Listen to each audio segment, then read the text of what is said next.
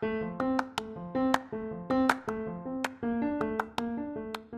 White is a motivational speaker, mental health, and strength training coach. Fonda's journey started back in 2017 when he was diagnosed with schizoaffective disorder. Fonda comes from dark times in the past and now wants to share his experience and story to show people that with mental health issues, you can overcome and manage your symptoms. Bringing hope back into people's lives is Fonda's mission. So, everybody, let's meet Fonda White. Recording in progress. All right. Hey, how you doing? My name is Fonda White. I'm from San Antonio, Texas. I'm actually a mental health life coach and also a mental health strength conditioning coach as well. And I talk about relationships, self-love, and also strengthening your body for the strength within yourself as well, and also a motivational speaker. So that's who Fonda White is. That's awesome. So I would love to hear a little background, like how did you get to this point of deciding that you wanted to become, you do strength training and mental health and all of that? Yeah, I went to play college football, then went on to play minor professional football league in the professional football league, and around 2013, I turned 25, and statistically they say at 25 is when your mental issue kind of flares up, and that's what happened to me, especially in males, and that's what happened to me. I started to feel anxiety, a lot of depression, and things of that nature, and I don't know, it's just that whole transition of, just being paranoid and hearing voices and seeing things, seeing hallucinations and things like that. And around 2014, probably one of the worst years I've ever had, just because of the fact of I was sitting in my apartment, just really just depressed and just kind of like in a dark zone. And my mom was like, you need to come home to get help. And it took about 2 to 3 years to figure out what the actual problem was.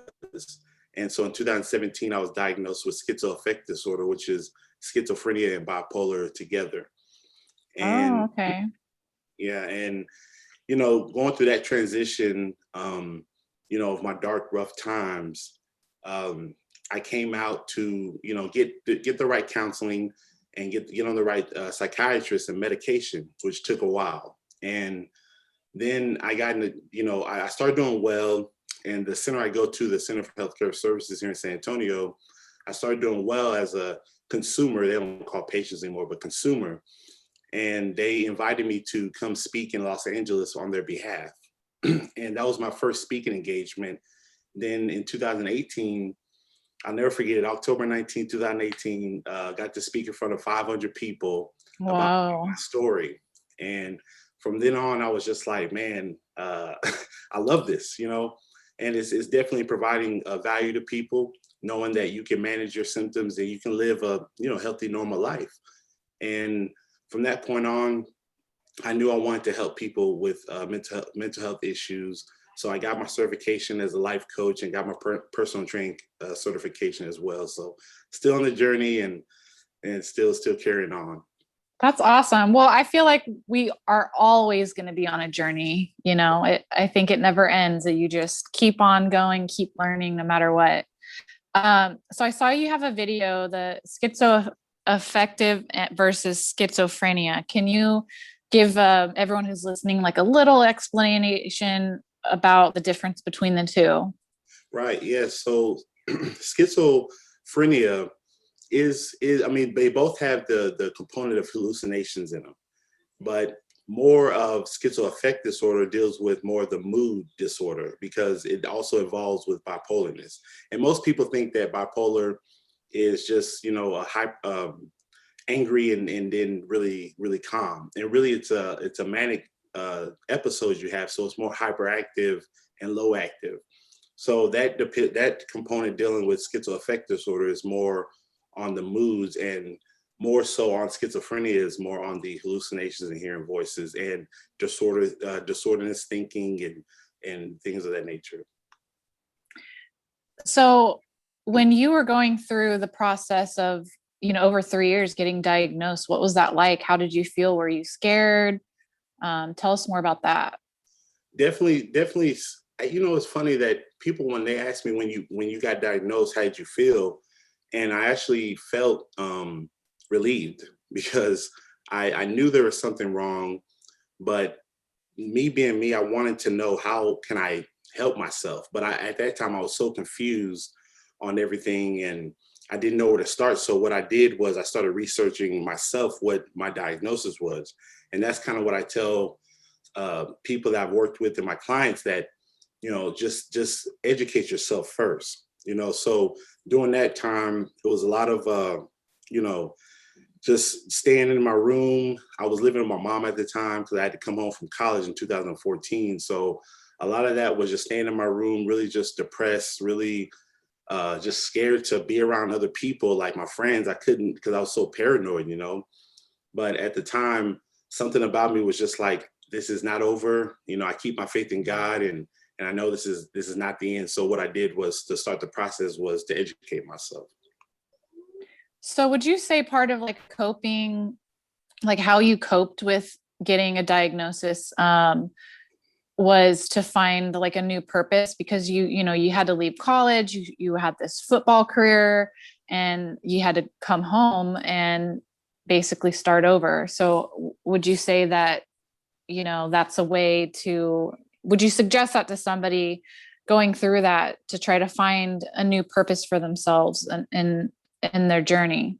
Right. Yes, most definitely. Because what what I found out was I was playing football and going to school and just doing all these things, but I didn't understand who Fonda White was.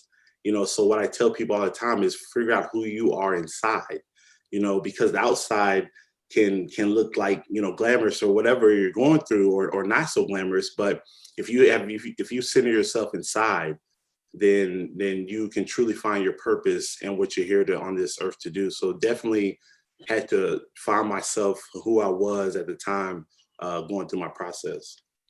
But definitely, I really love that. That's cool. Yeah. Finding who you are inside. I like that. Yeah. So as far as figuring out who you are inside, what did you do to get to that point? Because I know a lot of people are still trying to figure out who they are, what their purpose is, why are they here, especially when it comes to mental health.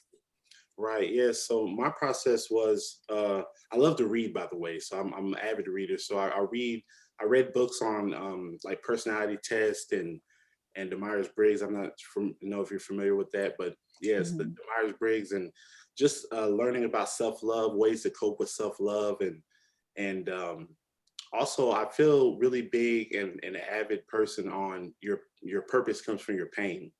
So I feel like whenever you deal with something that's so traumatic or so detrimental to yourself or to the life you're living, you can find your purpose in that by helping others not go through what you went through. I don't want somebody going through what I went through, years ago. So that's what my purpose is, to help them not go through that as well. Oh yeah. I feel you on that. So I also saw on your Instagram, you had a post that says, be your own reason to smile. Tell me more about that. Yes, like what we have to do is we definitely have to be the reason we smile, because even in relationships, I talk about relationships with my clients as well. And, I always feel like with any kind of love or just connection that you have in a relationship with somebody, you have to bring your happiness. Okay. Yeah, even in relationships, whether it be love or connection with somebody, I feel like we have to bring our own happiness into that relationship or into that connection that we have with others. So you have to have the self-love within yourself and be the reason why you smile each and every day that God gives you a chance to wake up. That's true. I feel like a lot of times we put a lot of pressure on the other person in the relationship when you are expecting them to be the reason that you're happy. Right. And that's not healthy. And I love that you point that out. I know you say you do talk about a lot about relationships in your speaking. Is that right? Right. Yes. Because I've been through the rain of fire with relationships, and definitely had to learn myself, my own self worth and my own self love as well. So Well, I think that's great though. So, I mean, speaking of that, learning, I mean, when someone goes through a breakup, they feel defeated and they're heartbroken and it's really tough. So, I like that you look at it as, learning something so you can grow and be better. Like, can you elaborate on that? yeah, I think that first of all, I think that if you're not, if you're not growing, you're dying. So if you don't want to grow from the past relationships or the past hurt that you had, then you're not going to grow at all. So I always feel like life is about lessons and blessings. No matter what you go through, it might be the hurt of tomorrow, but the sunshine of the next day.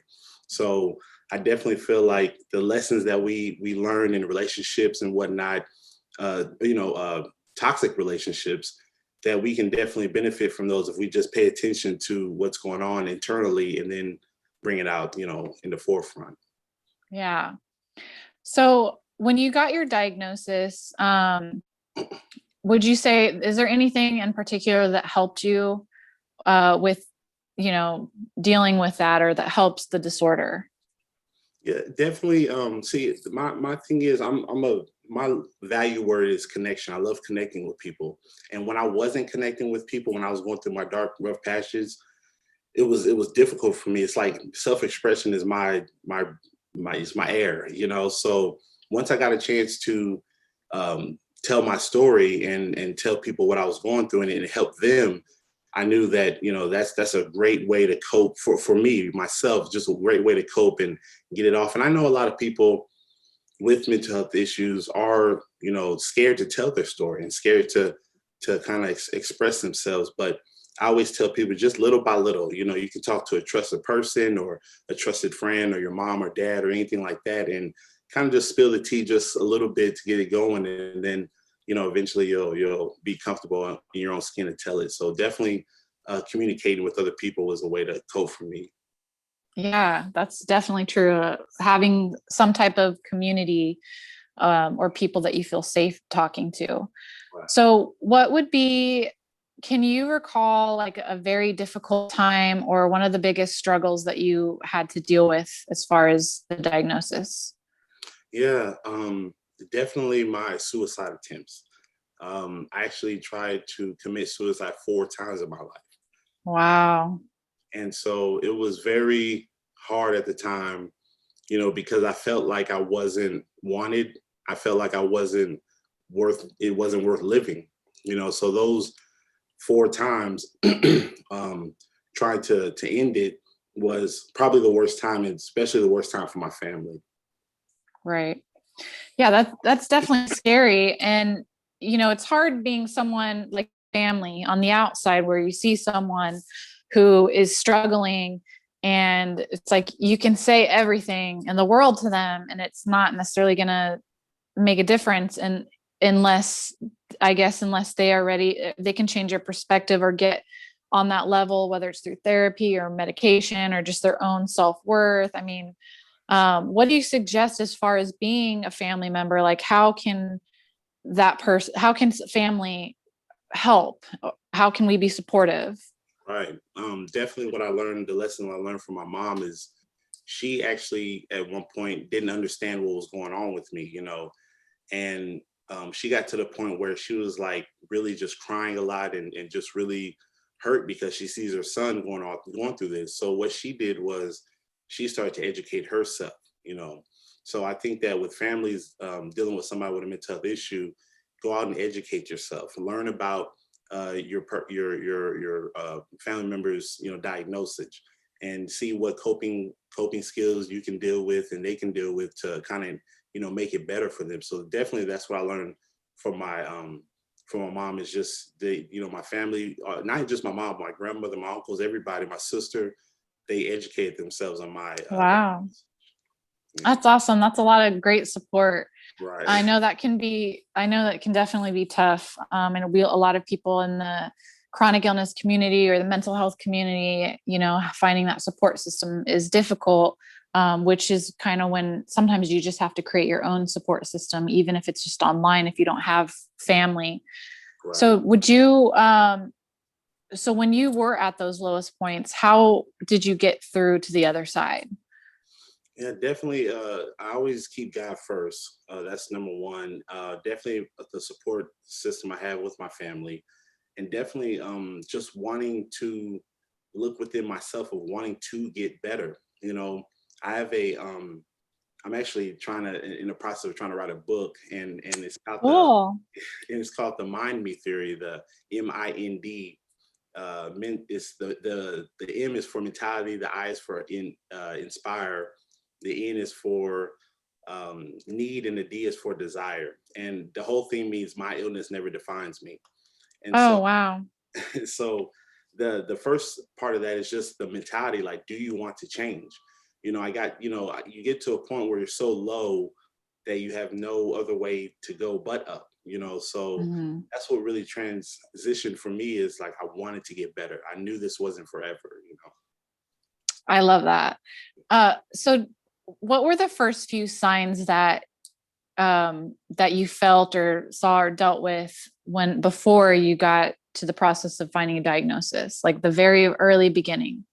Yeah, it was definitely anxiety, and it was anxiety first. I started to feel anxiety around people that I was so close to, my best friends and my coaches and my teammates and just friends in general. It was anxiety that was the first thing that started. And then for some reason, when I turned 25 and the months went on, the depression came in, and I just started to exclude myself from everybody and get really, really low on myself. So those are the first two signs that I can recall that first started happening. So what do you recommend for anyone who is just newly getting this diagnosis and they're just stepping into this, like, oh my gosh, where do I start? Right, right. Definitely, like I said before, definitely educate yourself. Definitely find a supportive group, like you said, whether it be online or family members, anything like that. And I would recommend getting on the right medication, and finding the right doctor that's going to understand, you know, you as a person, not your diagnosis, but you as a person. I had a great psychiatrist that just looked at me as me, not my diagnosis. So those things I would just say, like I said, educate yourself, find a great support system, and get on the right medication. Find a good doctor. Yes. So what are some common stigmas that you've seen or dealt with as far as mental illness? Uh, I know there's a lot. yeah, definitely. The one thing that I get a lot is, are you gonna blow up? Are you gonna be so angry about something? Are you gonna tear up the room or something? And I tell people a lot of times, I've actually was um, admitted that in the mental health hospital years back. And what I found out was that people with mental health issues are probably the nicest people of all. It's just there's a chemical imbalance. So those are the kind of stigmas, like, like, are you gonna just tear up the room and get mad and everything? Plus, I'm 6'4", 290, so they're gonna have that thing. But that's what I mostly get when they talk to me about it. That's interesting. I always like to hear all of that because everyone has, different stigmas and things that they deal with. Um, and so you said that your diagnosis process was like 2 to 3 years. Right. Would you say that your gender and race might have had an influence in why it took, up to 3 years to get a diagnosis? Did you or have you had any issues with that? No, but I know that in the African American community, we don't like to talk about it enough. Right. Yeah. And I know that with my family, we didn't know what to do or where to go. And that happens a lot in the minority community when it comes to dealing with mental health.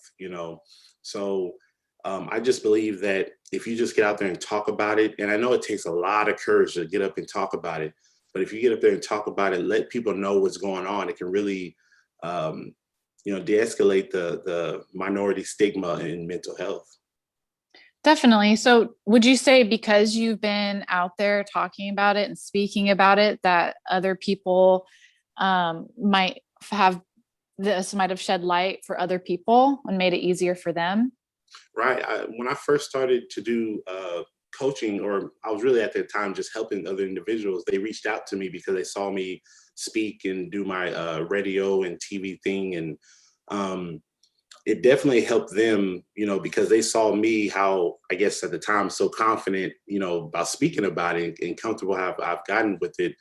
They just said, man, I want to do what you're doing, things like that. I helped two individuals.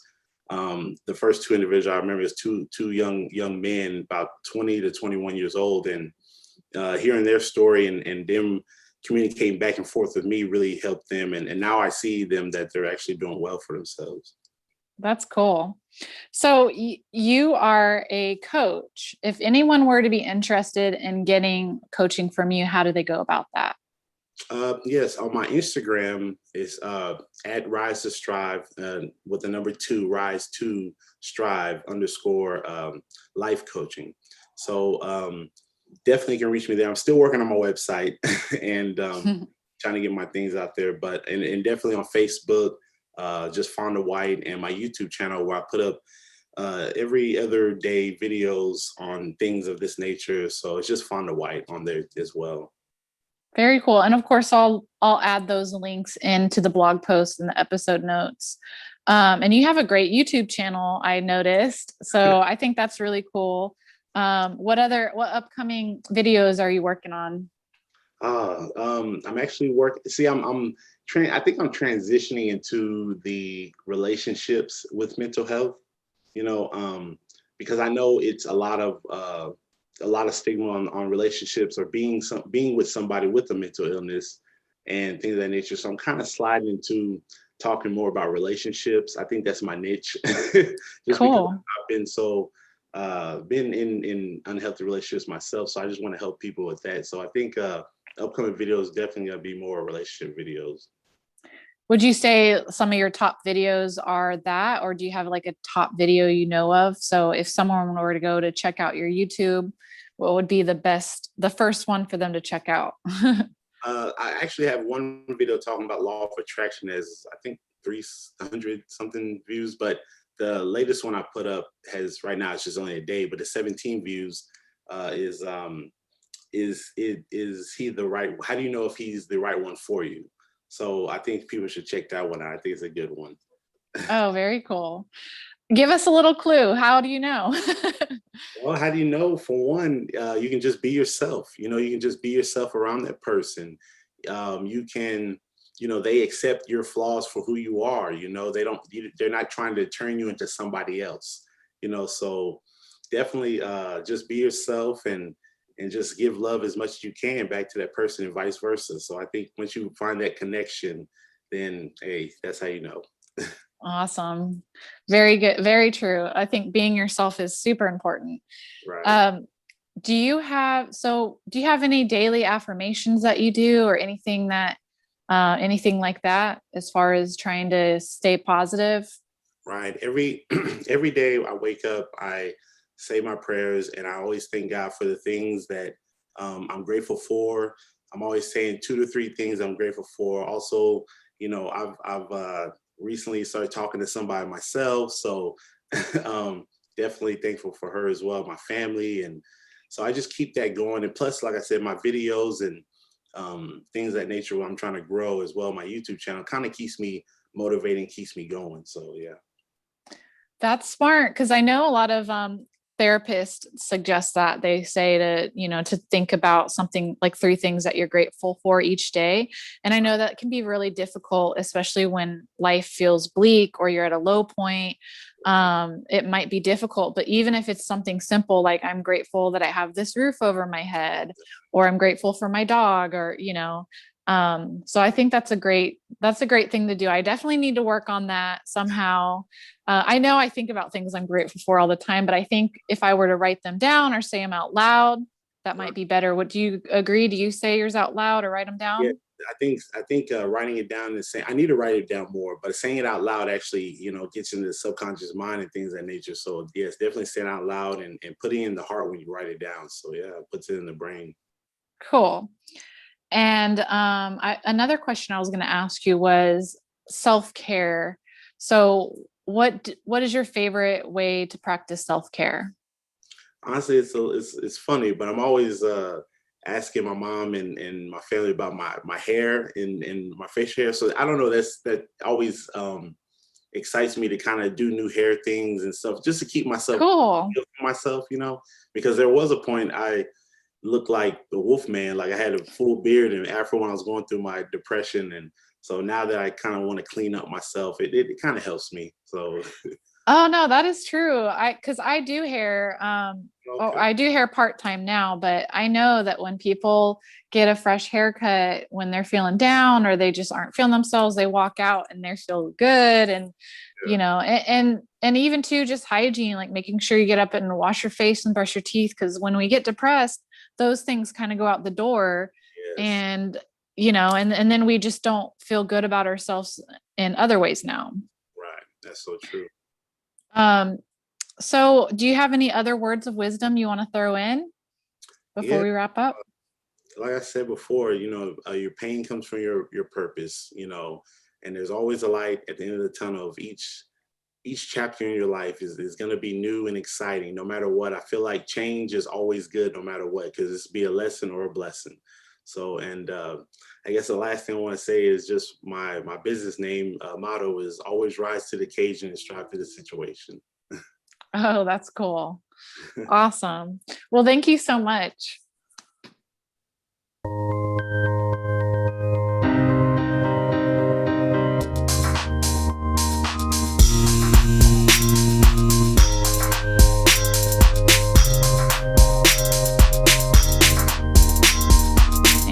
Please be sure that you subscribe to the blog, which is bluedreamhealth.com, where you can find additional links and information on this episode. You can also check out the digital magazine on our website, as well as find us on Patreon, where you can be a supporter.